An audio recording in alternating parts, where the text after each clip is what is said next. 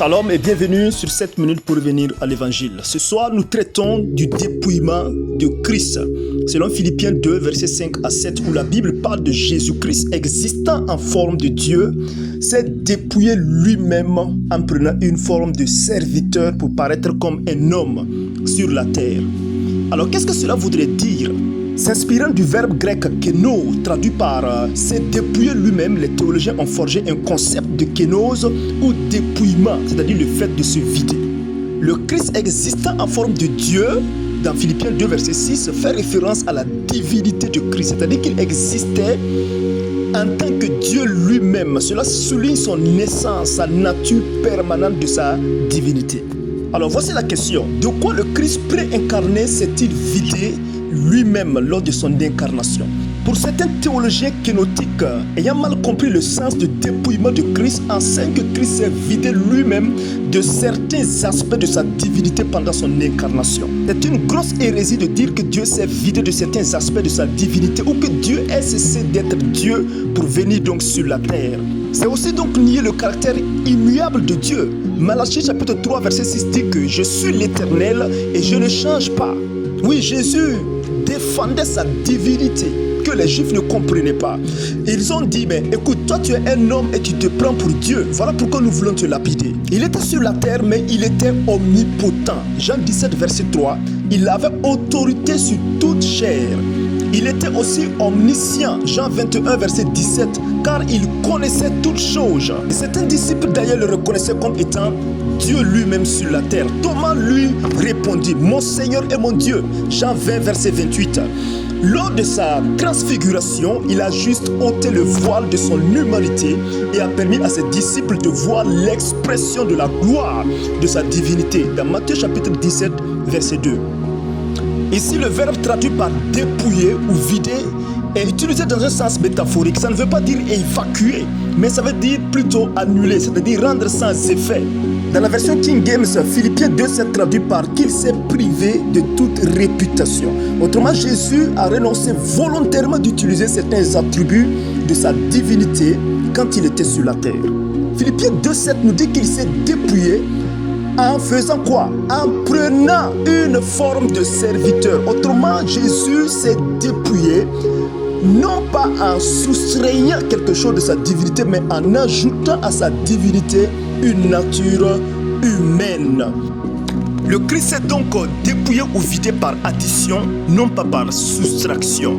Il a ajouté à sa nature divine une nature humaine réunie en une seule personne. Pourquoi Jésus devrait prendre une nature humaine? Voilà une autre question. À cette réponse, les défenseurs donc, du mouvement Parole de foi disent que Jésus devait prendre une nature humaine parce que la terre appartenait désormais aux hommes et que Jésus ne pouvait jamais venir sur la terre. Dieu ne peut jamais venir sur la terre à moins qu'il soit un homme.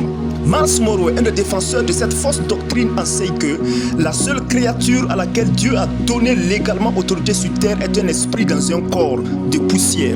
Il ajoute que tout esprit sans corps de poussière est illégal sur la terre et que même Dieu lui-même est illégal sur terre, puisque selon lui, Dieu étant un esprit sans corps, il ne peut agir sur terre sans la permission de l'humanité.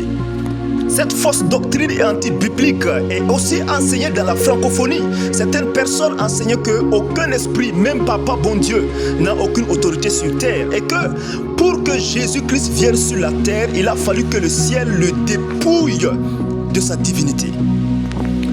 Quel mépris et insulte de la part d'un Dieu omnipotent et omniscient. La Bible enseigne que Dieu est partout. David dit, où irai-je loin de ta face?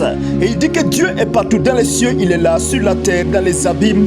Psaume 139, verset 7 à 10. Notre Dieu est un Dieu souverain. La Bible dit que tout ce que l'Éternel veut, il le fait dans les cieux, pas dans les cieux seulement, et aussi sur la terre, dans les mers, dans les abîmes. Psaume 135, verset 6. Pourquoi Jésus devrait revêtir une nature humaine en plus de sa nature divine? Pas pour avoir accès à la terre, non.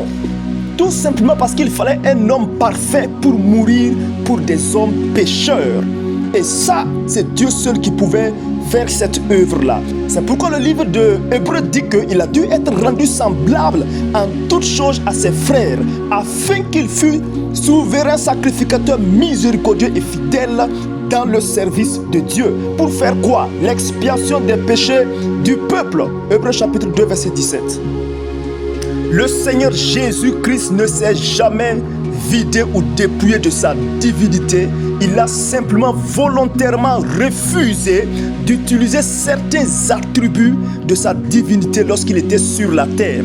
Il pouvait se défendre, il a refusé. Il pouvait même faire descendre le feu, il a refusé. Il pouvait demander une armée d'anges pour le défendre. Il a refusé d'utiliser tous ses attributs divins. Oui, quoique souvent ses œuvres montrent qu'il est Dieu, ses miracles qu'il faisait prouvaient sa divinité. Jésus-Christ est 100% Dieu, 100% homme.